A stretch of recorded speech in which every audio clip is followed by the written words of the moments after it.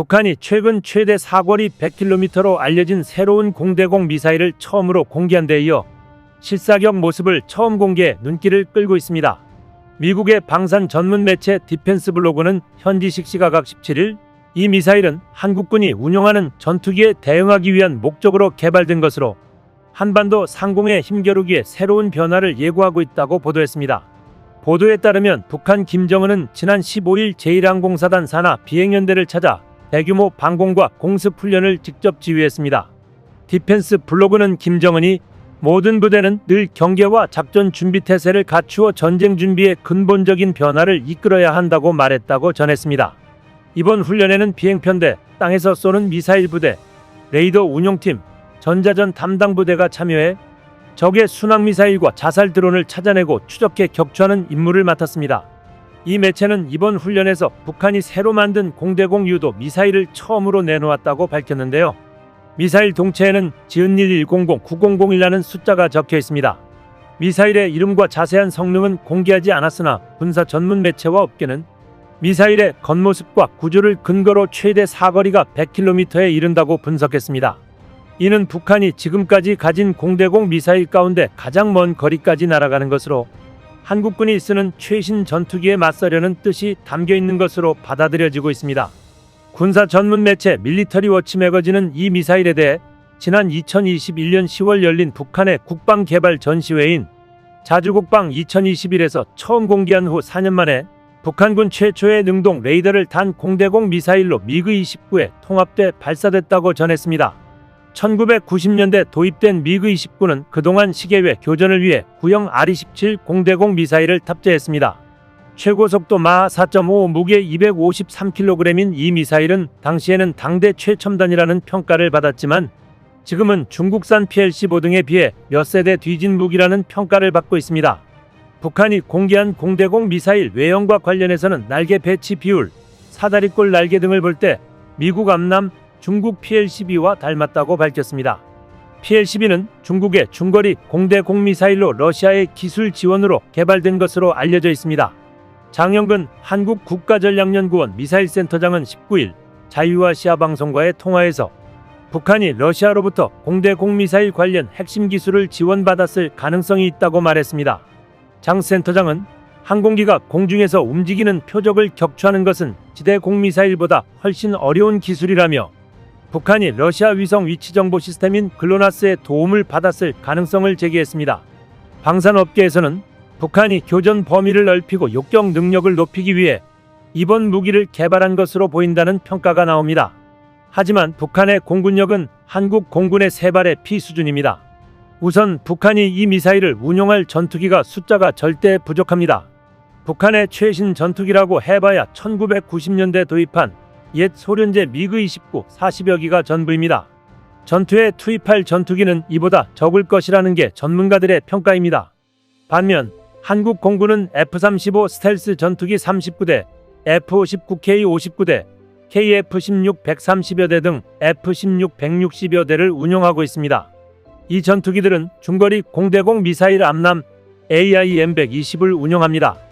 미국 방산업체 레이시온이 생산하는 암남은 길이 3.66m, 무게 150.75kg, 날개 너비 52.58cm의 능동유도 방식의 폭발 파편형 탄두를 채택한 미사일입니다. 특히 최근엔 온라인 커뮤니티와 뉴스에서도 김정은이 가장 두려워하는 전투기라는 제목으로 KF-21에 대한 이야기가 많이 나오고 있습니다. 실제 김정은이 KF-21을 가장 두려워한다고 단정하기 어렵지만 KF-21은 군사적인 위협뿐만 아니라 북한에게 심리적 압박감을 주는 것만을 분명해 보입니다.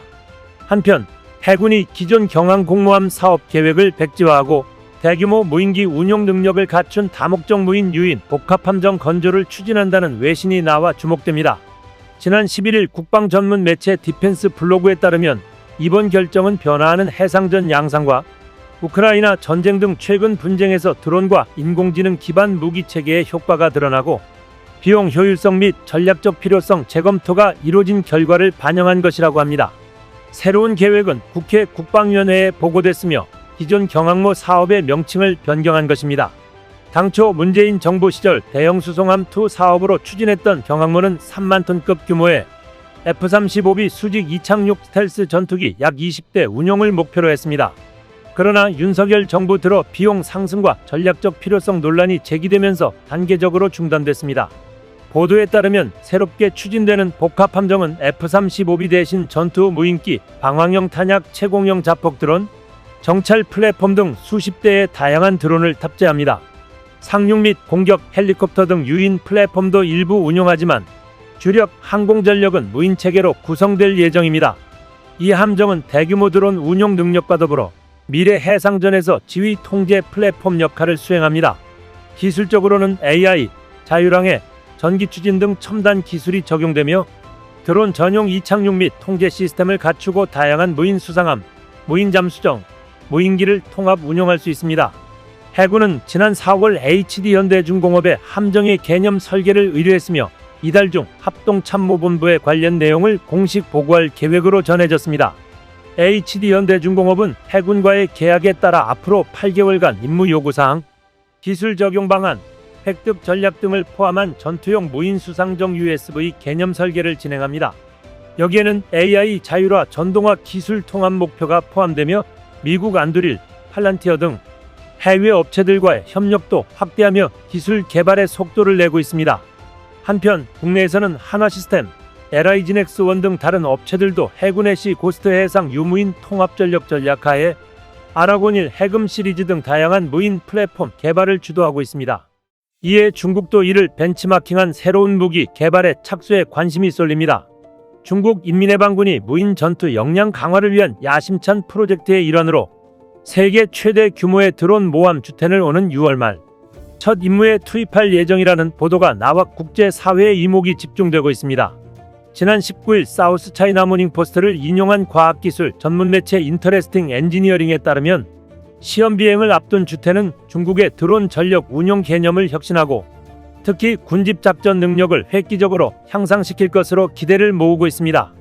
지난해 11월 주하이 에어쇼에서 처음 그 위용을 드러낸 주텐은 당시 사우스 차이나 모닝포스트를 비롯한 외신들의 집중 조명을 받았습니다. 사우스 차이나 모닝포스트는 주텐이 단순한 무인 항공기 운반선을 넘어 중국이 장거리 무인 작전 능력과 비대칭 전력 우위를 확보하려는 전략적 판단의 핵심적인 결과물이라고 분석했습니다. 인터레스팅 엔지니어링에 따르면 주텐의 가장 두드러진 특징은 최대 7,000km 약 4,500마일에 달하는 압도적인 항속 거리와 15,000m의 높은 작전 고도입니다. 이는 대부분의 중거리 방공 시스템의 요격 범위를 훨씬 상회하는 수준으로 적의 방공망에 대한 효과적인 침투 및 장시간 작전 수행 능력을 보장합니다. 최대 이륙 중량 16톤, 날개폭 25m의 거대한 크기는 하늘을 나는 항공모함이라는 별칭에 걸맞은 위용을 자랑하며 광활한 전장에서 전략적 우위를 확보하는 데 결정적인 역할을 할 것으로 예상됩니다. 주텐의 내부 베이 시스템은 최대 100대에 달하는 유인 무기 또는 소형 드론을 탑재하고 투하할 수 있는 혁신적인 기능을 제공합니다. 특히 자폭형 드론인 가미카제 유형의 무인기를 운용할 수 있다는 점은 적 방어망에 대한 포화 공격은 물론 핵심 목표에 대한 정밀 타격 능력까지 동시에 확보했음을 의미합니다. 이는 미국의 첨단 무인 시스템에 대한 중국의 적극적인 경쟁 의지를 드러내는 것으로 평가됩니다. 초대형 드론 모함 주텐의 등장은 미국과의 군사적 경쟁 구도를 심화시키는 데 핵심 변수가 될 전망입니다. 그럼에도 중국 무기의 고질적인 부실함은 관건이 될 것입니다. 한국도 세계 드론 5대 강국을 목표로 이 분야에 더 많은 투자를 해야 할 듯 보입니다. 이상 시온TV였습니다.